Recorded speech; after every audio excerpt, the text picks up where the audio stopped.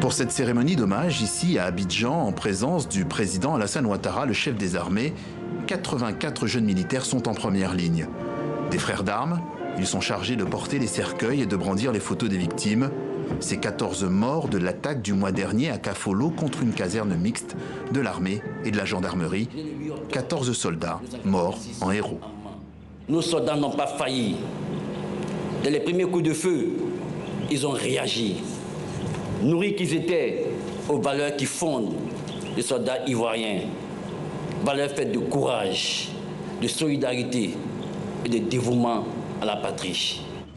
Tous ces soldats sont désormais à titre posthume promus au rang d'officier national, devant leurs proches dévastés. Parmi eux, de nombreuses veuves comme Salimata Doumbia. Les honneurs militaires n'y changent rien, elle est inconsolable. Je ne voulais pas couler de larmes, mais ce n'est pas facile. Je continue toujours à prier pour lui et pour mon enfant. Le président Ouattara n'a pas pris la parole, mais il a remis les médailles. Raymond Kofi Konan en a reçu une. Cet instituteur à la retraite a, lui, perdu son fils. C'était mon soutien, c'était mon fils.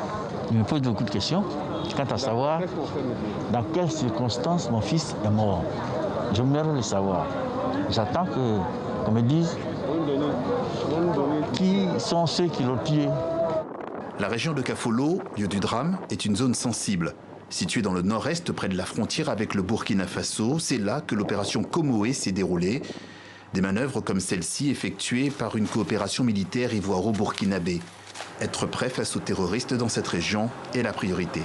Nous avons affaire à des terroristes, nous avons affaire à des djihadistes. Indépendamment du G5 Sahel et de ce qui s'y passe, regardez le Burkina, regardez le Mali, et c'est en train de contaminer la Côte d'Ivoire. Donc il faut apporter des réponses. C'est plus qu'une alerte et ça urge qu'on apporte des réponses.